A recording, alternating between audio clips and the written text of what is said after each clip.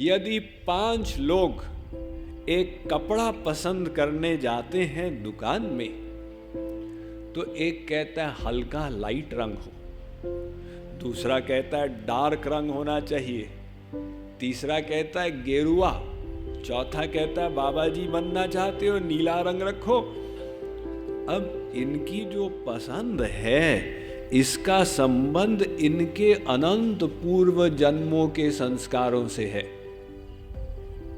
तो क्योंकि सबके कर्म की प्रवृत्ति पृथक है, इसलिए श्री कृष्ण ने कहा हमने विभिन्न यज्ञ बनाए, लेकिन इनका रहस्य अवश्य मन में रखना चाहिए, वरना उलझ जाओगे।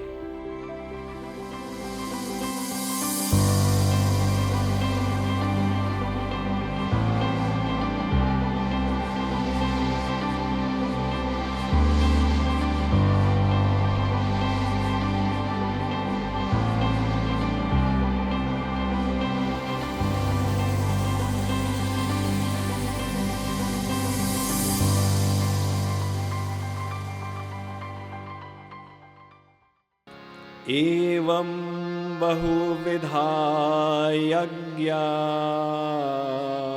एवं बहुविधा यज्ञा, वितता ब्रह्मणो मुखे, वितता ब्रह्मणो मुखे, कर्मजान् विद्धितान् सर्वान्, कर्मजान् विद्धितान् सर्वान्, एवं ज्ञात्वा विमोक्ष्यसे, एवं ज्ञात्वा विमोक्ष्यसे। श्री कृष्ण ने कहा अर्जुन, ये विभिन्न प्रकार के यज्ञ इसीलिए हैं क्योंकि संसार में सबकी भिन्न भिन्न प्रकृति है, लेकिन इसके रहस्यों को समझने के पश्चात यज्ञ करने से व्यक्ति इस भव सागर को पार कर जाता है। आप लोगों को कल बताया कि हमारा वेद एक जनरल मर्चेंट की दुकान के समान है। उसमें अष्टांग योग भी है, कर्म योग भी है, ज्ञान योग भी है, हठ योग भी है, विभिन्न प्रकार के उपदेश, विभिन्न प्रकार के मार्ग। और ये जो वैरायटी है ये हमारा सौभाग्य है। यदि 5 लोग एक कपड़ा पसंद करने जाते हैं दुकान में, तो एक कहता है हल्का लाइट रंग हो, दूसरा कहता है डार्क रंग होना चाहिए, तीसरा कहता है गेरुआ, चौथा कहता है बाबा जी बनना चाहते हो नीला रंग रखो। अब इनकी जो पसंद है इसका संबंध इनके अनंत पूर्व जन्मों के संस्कारों से है। तो क्योंकि सबके कर्म की प्रवृत्ति पृथक है, इसलिए श्री कृष्ण ने कहा हमने विभिन्न यज्ञ बनाए, लेकिन इनका रहस्य अवश्य मन में रखना चाहिए, वरना उलझ जाओगे। यहाँ ऐसा कहा, यहाँ ऐसा कहा, इसका सार क्या निकला? वेद व्यास जी भगवान के ही अवतार थे और उन्होंने सर्वाधिक शास्त्र लिखे। पहले तो नित्य वेद को उन्होंने 4 भागों में विभक्त कर दिया, ऋग्वेद, यजुर्वेद, सामवेद, अथर्ववेद। उसके पूर्व वो वेद एक रूप में आ रहा था, तो उनका नाम पड़ गया वेद व्यास, वेद का विभाजन करने वाले। पश्चात उन्होंने 18 पुराण लिखे, महाभारत लिखी, जिसके अंतर्गत भगवद गीता आ गई। वो भगवद गीता उन्होंने पृथक पहले लिखी थी, श्री कृष्ण का वार्तालाप उसके अंदर समाहित कर दी। महाभारत लिखने के बाद उन्होंने वेदांत लिखा। तो इतने सारे शास्त्र लिखने के पश्चात वेद व्यास जी सोचने लगे कि एक सामान्य व्यक्ति इन सब को कैसे समझेगा। सब शास्त्रों को पढ़ने के लिए 500 वर्ष की आयु चाहिए। इस कलयुग में 70, 80, 90 वर्ष तक राम नाम सत्य हो जाता, तो कोई पढ़े ही कैसे? और यदि पढ़ भी ले सब शास्त्रों को, उनका समन्वय कैसे करेगा? श्रुतिर्विभिन्ना स्मृतयो विभिन्ना नैको मुनिर्यस्य वचः प्रमाणम शास्त्रस्य तत्त्वं निहितं गुहायां महाजनो येन गतः स पंथः। हर शास्त्र में अलग बात, अलग मार्ग, अलग सिद्धांत। तो वेद व्यास जी वो कहते हैं, आलोड्य सर्वशास्त्राणि, मैंने इन सब शास्त्रों का सार निकालने के लिए इनका मंथन किया और इनके ऊपर बार बार विचार किया। विचार्य च पुनः पुनः। अब सोचिए, यदि वेद व्यास सरीखे विद्वान अपनी विचार शक्ति का उपयोग करें, उसका परिणाम क्या होगा? क्योंकि जब उन्हें महाभारत लिखनी थी तो उनको विचार की आवश्यकता नहीं प्रतीत हुई। उन्होंने कहा कि मैं कलम लेकर लिखूं, ऐसा नहीं हो सकता, मैं केवल बोलता जाऊंगा, कोई उसे लिखता जाए। अब कौन लिखेगा? 1,00,000 के श्लोक वाला ग्रंथ महाभारत लोगों ने गणेश जी को तैयार किया कि महाराज आप बुद्धि के दाता हैं, जेहि सुमिरत सिद्धि होए, आप इसे लिखिए। गणेश जी ने स्वीकार किया। उन्होंने कहा ठीक है, मैं लिखने को तैयार हूं वेद व्यास जी, लेकिन मेरी एक शर्त रहेगी, आप बोलते जाइए, मैं लिखता जाऊंगा, किंतु आप कहीं बोलना बंद नहीं करेंगे, वरना मैं अपनी कलम को रख दूंगा और दोबारा उसे नहीं उठाऊंगा। वेद व्यास जी ने कहा कि इन्होंने बहुत कड़ी शर्त लगा दी। अब यदि हमें सोचने की आवश्यकता पड़े, विचार की आवश्यकता पड़े, ये कलम को रख देंगे, ग्रंथ अधूरा रह जाएगा। तो वेद व्यास जी ने काउंटर शर्त लगाई। उन्होंने कहा गणेश जी आपने अपनी कंडीशन सुना दी, अब हमारी कंडीशन सुनिए। मैं बोलता जाऊंगा, आप प्रत्येक श्लोक को लिखते जाएंगे, किंतु आप पहले श्लोक के अर्थ को समझ जाएंगे, उसके बाद में ही लिखेंगे। अब वेद व्यास जी को एक अवसर मिल गया। वे बोलते जाते थे, गणेश जी लिखते जाते थे, किंतु जहाँ कुछ सोचने की आवश्यकता पड़ती थी या विश्राम की आवश्यकता पड़ती थी, वेद व्यास जी वहाँ पर एक कठिन श्लोक की रचना कर देते थे। गणेश जी उसके अर्थ को सोचने बैठ जाते थे, वेद व्यास जी अवसर का उपयोग करके अपना नित्य कर्म करके, स्नान करके, नाश्ता पानी करके वापस आ जाते थे।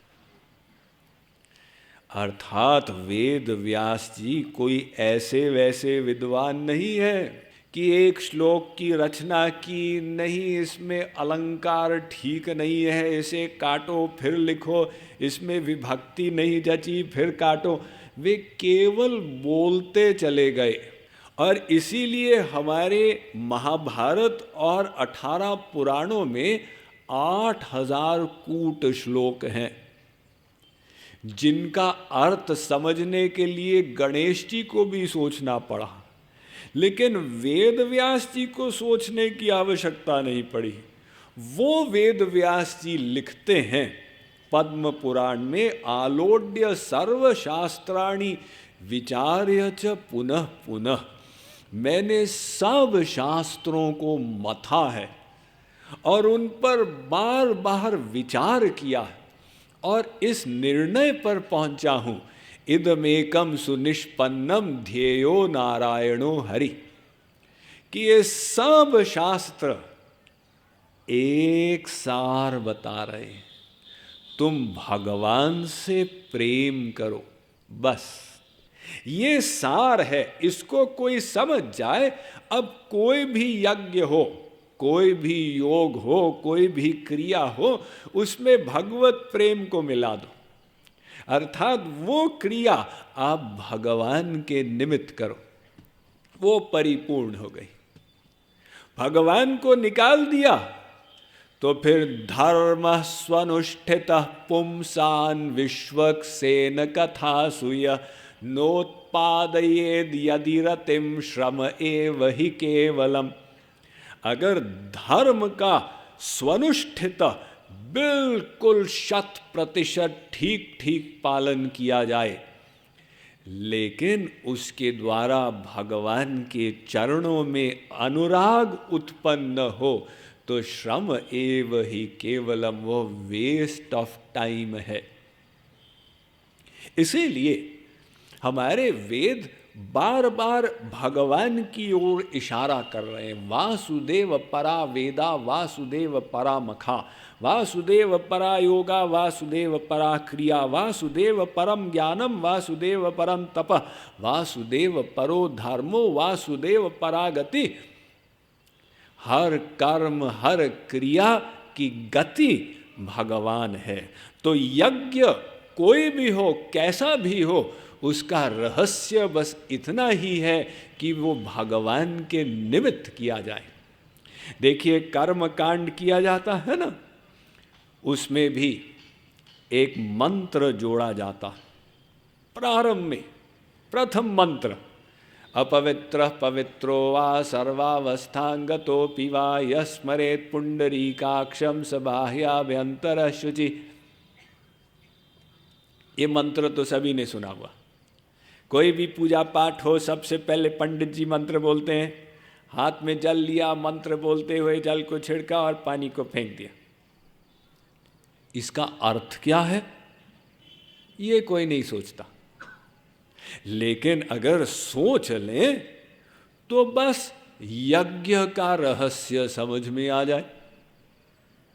छोटा सा श्लोक है पद्म पुराण का, अपवित्रः पवित्रो वा। चाहे कोई पवित्र हो या अपवित्र हो, सर्वावस्थांगतोऽपि वा, किसी भी अवस्था में हो, यानी स्नान घर में, पूजा घर में, रसोई घर में, यस्मरेत् पुंडरीकाक्षम, यदि वो पुंडरीकाक्ष श्री कृष्णचंद्र का ध्यान कर ले, स बाह्याभ्यंतर शुचि, भीतर से बाहर से शुद्धि हो गई। कैसे? भगवान का ध्यान करने से। तो बस भगवान का ध्यान कर लो, अंदर बाहर से शुद्ध हो गए। अब कौन सी शुद्धि बची? दो ही तो प्रकार की शुद्धि है, भीतर की बाहर की, दोनों हो गई। लेकिन भगवान का ध्यान कितने लोग करते हैं कर्म कांड में? हमने तो देखा यजमान ड्राइंग रूम में बैठ के चाय पी रहे हैं, बेचारे पंडित जी वहां पे कर्मकांड कर रहे हैं। पंडित जी जल्दी खत्म करो, मुझे ऑफिस जाना। अब वो पंडित जी भी जल्दी जल्दी करें, जल्दी से बोलो, अपवित्र पवित्रो वा सर्वावस्थांगतोऽपि वा यस्मरेत् पुंडरीकाक्षं स बाह्याभ्यंतर शुचि, पानी फेंको। यजमान तो 0/100 है, वो चाहता है बलाएं जल्दी से कटे। अब वो कोई बताता है क्या कि ये मंत्र का मतलब था कि आप वो जल को हाथ में रख के और श्री कृष्ण का ध्यान करो? ध्यान तो करते ही नहीं। लेकिन अगर कर ले तो वही मंत्र कह रहा है अंदर बाहर से शुद्धि हो गई। यानी महापुरुषों ने वो मंत्र इसलिए जोड़ा कर्म कांड में कि भाई देखो, भगवान को मत भूलना, ये भगवत समर्पण भाव से करना। इसलिए अंत में फिर से एक मंत्र बोला जाता, मंत्रहीनम क्रियाहीनम भक्तिहीनम जनार्दन यत्कृतं तु मया देव परिपूर्णं तदस्तु मे। हे श्री कृष्ण, यदि मंत्र में, क्रिया में, विधि में कोई त्रुटि रह गई हो तो मैं आपको समर्पित कर रहा हूँ, क्षमस्व परमेश्वर। ये फिर से भक्ति आ गई। तो वही श्री कृष्ण ने कहा, भाई अर्जुन, मैंने यज्ञ तो इतने सारे बता दिए, लेकिन उनका सार ये है कि उनके द्वारा भक्ति का विकास हो, वो भगवत प्रेम से युक्त हो। Mind management, life transformation, power of thoughts आदि प्रेरणादायक एवं आध्यात्मिक वीडियोस के लिए सब्सक्राइब करें स्वामी मुकुंदानंद हिंदी यूट्यूब चैनल को और बेल आइकन को अवश्य दबाएं ताकि आपको ये वीडियोस मिले सबसे पहले।